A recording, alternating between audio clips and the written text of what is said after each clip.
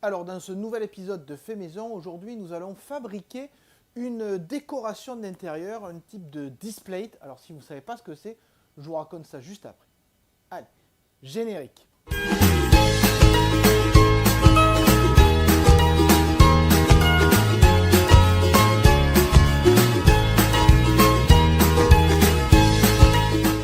Alors les displays, qu'est-ce que c'est? C'est en fait une décoration avec un fond métallique. Oui, vous en voyez ici, ou vous en voyez là. Donc c'est une boîte qui a eu beaucoup de succès pendant le confinement parce qu'elle propose des décorations métalliques et donc à aimanter sur le thème du geek, c'est-à-dire des adventures, des comics, des extraits, des choses de la culture geek. Et c'est là que je me suis dit, quand je les ai vus à Mastodon Shop, évidemment le sponsor de cette vidéo, non en fait c'est pas vrai, mais comme c'est un pote, je lui fais un peu de pub, ça mange pas de pain. Donc toujours est-il que quand je les ai vus là-bas, je me suis dit mais ça serait sympa d'en faire une. Donc avoir une plaque métallique dans laquelle je pourrais mettre des éléments décoratifs et fixer. Mais justement, comme élément décoratif geek, je me suis dit les cartes Pokémon, bien entendu. Donc évidemment, une fois que ça c'était fait, il fallait imaginer quelque chose et surtout les mettre, pouvoir les fixer sur un fond métallique. Oui, parce que ces displays sont aimantés et ça fait justement la force du concept, c'est-à-dire on peut les changer très facilement dans une déco d'intérieur. Comment fixer des cartes Pokémon et un décor sur une plaque métallique? Et je me suis dit, il y a quelques temps, j'ai coulé une carte dans la résine, je vous le mets par là, alors c'était une fausse, d'accord, mais ça a bien tenu, ça tient bien, la carte ne bouge pas, et je me suis dit, voilà une chose, donc je vais prendre une plaque métallique, la couper à la bonne taille, et pouvoir, grâce à un moule à génoise qu'on voit ici, mettre ma plaque métallique, un fond, des cartes, couler de la résine, et j'aurai, j'espère, une plaque qui pourra être aimantée et qui contiendra les éléments de décor que j'ai choisi d'y mettre. C'est donc ça que vous allez voir. On va d'abord commencer par la découpe de la plaque métallique, puis après mettre un fond, puis couler la résine, puis poser les cartes. Tout ça pour avoir une décoration, je l'espère, la plus jolie possible. Alors pour les Pokémon, c'est simple, j'ai pris le parti pris de faire des Pokémon hauts. Alors pourquoi? Parce que j'avais déjà une carte Jumbo que je vais placer au centre pour le décor. Donc première étape, pouvoir découper la plaque métallique à la bonne taille pour qu'elle rentre pile poil dans ce moule à génoise. Oui, en silicone pour que la résine ne colle pas dessus. Eh bien c'est parti.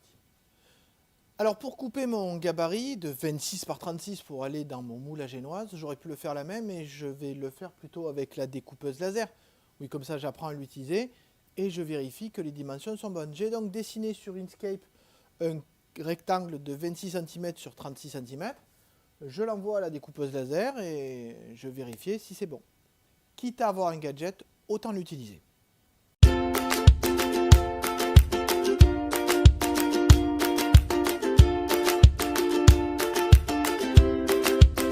Alors l'avantage c'est qu'en plus je pourrais réutiliser ce fichier pour tout ce que je veux faire comme décoration et que j'aurai à découper. Je suis sûr de la bonne taille du fichier. Ah, et j'ai mis un petit ventilo pour éviter les fumées. Ouais, c'est parce que j'ai pas le système d'air assist qui va dessus. Pas encore.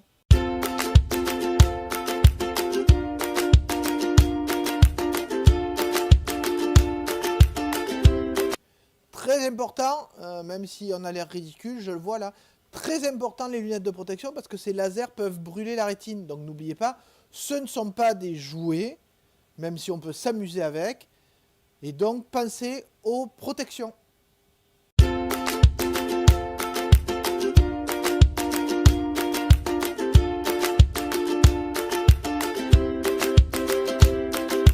C'est aussi une des raisons qui fait que je l'ai mis en hauteur. C'est-à-dire que si je me baisse légèrement ou si mes enfants sont dans le garage, il n'y a pas de risque par rapport aux yeux, même s'ils n'ont pas de lunettes.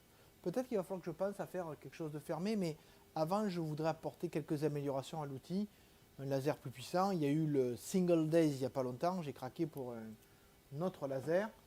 Et peut-être même agrandir la structure. Mais bon, si j'agrandis la structure, la question va se poser de où est-ce que je vais le mettre. Déjà que mon Fab Lab commence à prendre de plus en plus de place. Et je ne veux toujours pas condamner ma porte, on ne sait jamais. Mais on ne sait jamais.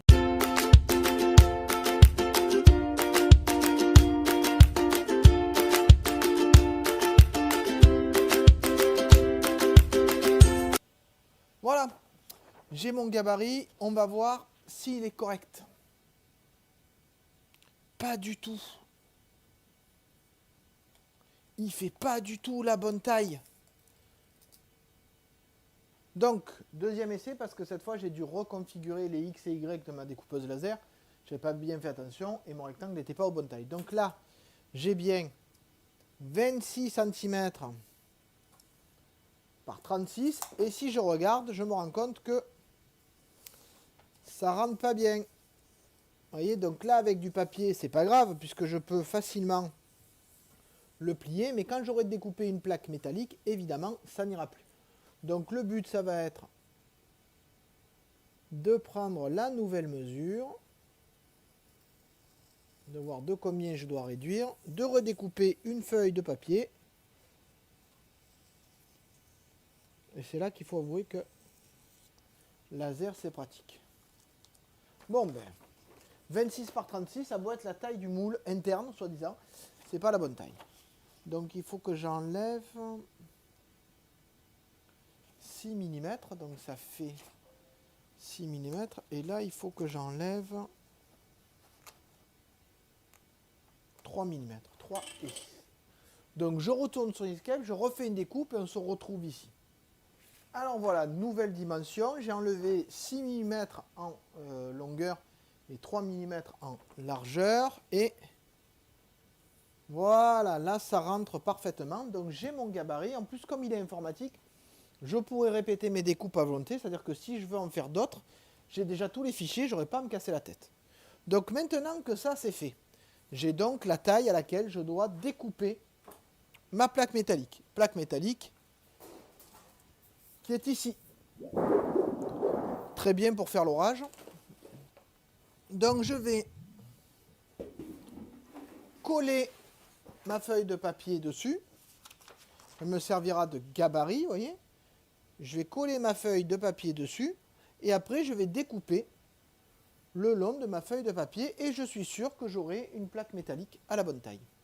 Donc pour coller de la colle en bombe, ce sera très bien. Néoprène. Donc pour la néoprène, j'utilise de la néoprène en bombe. Donc on doit la voir ici. Voilà, avec le contre-jour pas terrible. Donc de la néoprène en bombe qui me permet d'avoir une surface de collage la plus efficace possible.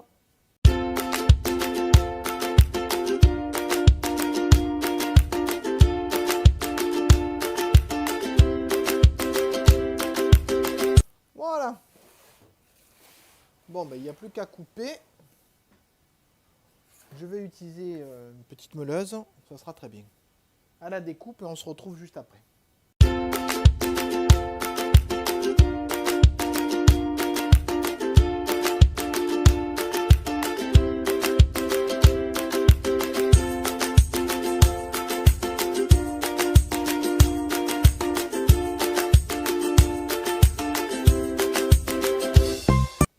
J'espère que vous avez apprécié cette vidéo et en tout cas que ça vous a donné envie de voir la suite, ce qui arrivera la semaine prochaine. Maintenant que tous les éléments sont prêts et que je vais pouvoir les monter dans ce moule en silicone pour pouvoir faire ma displate, il nous restera à voir comment ils sont mis en place et comment je vais couler la résine et ce que ça va donner comme résultat. Je vous donne rendez-vous donc la semaine prochaine pour pouvoir voir le résultat de ce travail. Si vous avez aimé cette vidéo, n'hésitez pas à mettre un like, à mettre un commentaire, voire pourquoi pas, au bonheur suprême, vous abonner et même activer la cloche pour avoir les notifications. Ça fait toujours plaisir, ça donne de la lisibilité à la chaîne et ça me motive pour faire d'autres contenus. Donc je vous dis, je l'espère, à bientôt. Et surtout, n'oubliez pas, quand c'est fait maison, c'est toujours fait avec passion.